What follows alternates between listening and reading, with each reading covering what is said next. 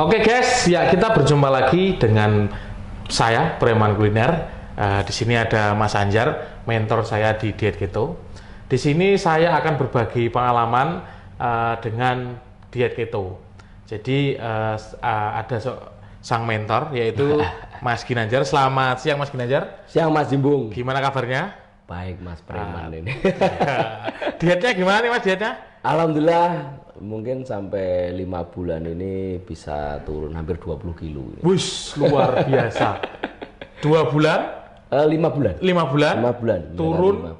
5 bulan. Hampir 20. Hampir 20 kilo. 20. Nah, iya. Gimana? Kalian apa nggak tertarik dan penasaran? Nanti kita kulas apakah itu diet keto. Oke Mas Ginanjar? Siap. Ya, ini saya manggilnya coach saja. Ya. Karena ini mentor saya, ya saya manggil coach Ginanjar. Bukan mentor, ini apa ya? Temen untuk sharing pengalaman. Oke, ya, oke. Saya mulai ya. Diet keto sendiri itu apa sih coach? Ya, jadi Pengertiannya apa? sebenarnya diet itu bukan sesuatu yang seringkali kan kita pikirkan bahwa diet itu pasti mengurangi makan gitu ya, yang utamanya. Tetapi sebenarnya diet itu kalau menurut saya suatu lifestyle baru. Karena sebenarnya kita itu akan melakukan yang dinamakan sebagai mengatur apa yang kita makan. Nah, apa yang kita makan itu harus seimbang dengan berapa yang akan kita pakai untuk energi dalam satu hari itu. Nah, diet keto itu lebih condong menggunakan lemak ya, lemak sebagai tenaga. Jadi malah lemak itu. Malah lemak. Jadi kalau di beberapa orang itu menggunakan tenaganya berupa karbohidrat dan gula, tapi kalau di orang-orang yang melakukan diet keto ya atau keto ya, itu lebih menggunakan lemak sebagai tenaga atau energi.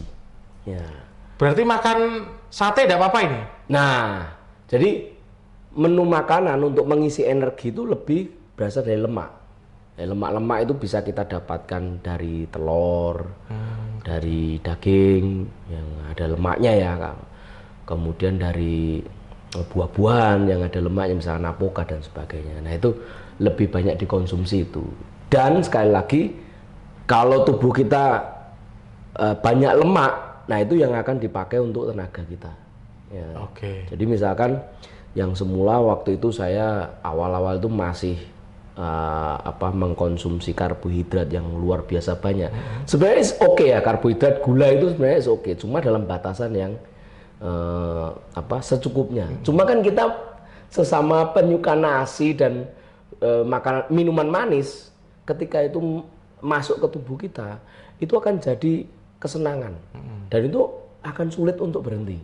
Jadi ketika kita menggunakan sumber energi berupa karbohidrat itu yang akan menjadi gula, dan gula itu kalau tidak dipakai itu akan menumpuk di tubuh kita, sehingga lemak di dalam tubuh kita itu cenderung banyak. Apalagi kalau waktu saya dulu di perut. Jadi ada ukuran yang namanya visceral fat, yaitu lemak yang ada di balik perut ini. Wah, kayak saya ini loh, Mas. Wah, ini gede banget, Gus. Ini perut saya ini menjadi 3 ini, Mas. 3 bagian. 3 bagian ini. Jadi nggak cuma six pack ya. Ya. Gitu, jadi, terus gini, apa yang membuat Coach Ginanjar menjalani diet keto? Ya. Ada apa ini?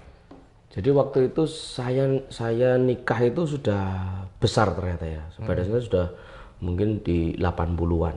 Terus setelah nikah sampai waktu saya sebelum sakit itu saya di 84. Mungkin 84 85. Oh, karena sakit berarti. Ya, jadi waktu itu saya tiba-tiba sakit dan saya jarang sekali untuk mengecek kolesterol dan sebagainya. Dan ketika itu dicek di lab itu memang kolesterol tinggi. Kemudian waktu di USG juga Mas Ibu. Di USG gitu. Di USG. Nah, itu apa yang terjadi di USG? Di ini liver saya itu terjerat lemak. Jadi banyak banget lemak yang menjerat liver itu, sehingga fungsi lemak itu tidak maksimal. Gitu. Nah, itu waktu saya sakit namanya hepatitis unknown ya. Jadi di perut itu serasa seperti kolik gitu. Nah itu ternyata SGPT, SGOT-nya tinggi sekali. Nah ketika itu ditangani, diobati semakin turun. Nah ini saran dari dokter untuk mulai mengurangi berat badan. Gitu. Itulah bermula dari Mulanya saya diet keto. diet keto ya. Betul sekali. Oke. Terus itu diet keto sendiri itu tadi apa sih yang perlu dimakan dan apa sih yang tidak perlu dimakan untuk diet keto sendiri? Ya, jadi yang pertama yang dihindari itu adalah karbohidrat. Tetapi bisa jadi ada hidden karbohidrat gitu ya di dalam makanan kita. Misalnya ada tepung yang kita bikin katsu gitu kan. Ayam katsu itu ada tepungnya. Cuma diet keto ini mungkin tidak bisa 100% no karbohidrat ya. Jadi kita bisa sebut sebagai low carb. Jadi karbohidrat dalam kapasitas sedikit. Nah, jadi seperti videonya Mas Jimbong kemarin, nasi, terus turunannya seperti roti, tepung, ketela, kentang, bahkan jagung ya waktu itu nyebut jagung juga itu dihindari juga. Oh gitu. Padahal itu nasi itu enak banget. Wah enak sekali. Enak sekali. Saya apalagi kalau pakai sambel. Wah udah bisa. Nasinya panas. Nasinya panas. Nikmat sekali loh. Betul. Itu pasti imbu. Saya dulu juga gitu Mas Ibu. Oh gitu. Jadi Pak habis makan tuh rasa lapar tuh kayak nggak kunjung berhenti. Pengen makan terus. Makan ngemil. Sambungannya itu. Dan ketika minum manis itu lebih dipertebal lagi rasa laparnya. Apalagi es teh. Apalagi es teh. Jadi, kenikmatan dunia itu ya es teh. Oke. Itu perlu dihindari. Kemudian buah-buahan, karena buah-buahan yang manis itu juga kadar gulanya tinggi. Nah, itu juga perlu dihindari. Jadi yang dimakan lebih banyak sayur, protein dan lemak. Itu. Protein dan lemak. Betul. Itu nggak ada efek ya keto sendiri itu, diet keto sendiri itu ada efek nggak?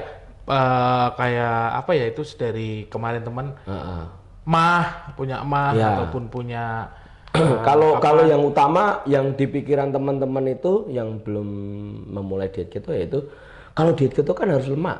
Nanti kolesterol saya bagaimana? Nah ini by science, by data ilmiah yang ada di saya sendiri. Ketika bulan-bulan awal saya beradaptasi dengan keto itu memang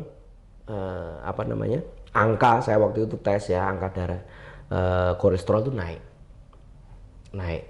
Nah, tapi setelah itu di 4 bulan, 5 bulan itu sudah kembali turun, sudah kembali normal. Normal ya. Jadi bisa saya simpulkan di dalam diri saya. Mungkin ini perlu beberapa orang juga ngecek ya. Artinya ketika kita menyesuaikan dengan mode keto, kita makan lemak itu lemak dalam darah kita naik. Tetapi ketika itu sudah menjadi kebiasaan dan kita ukurannya kita selalu timbang itu. Akhirnya lemaknya turun, nah itu juga ketika saya cek darah kadar kolesterol, LDL, HDL dan juga triglycerid itu sudah sangat normal.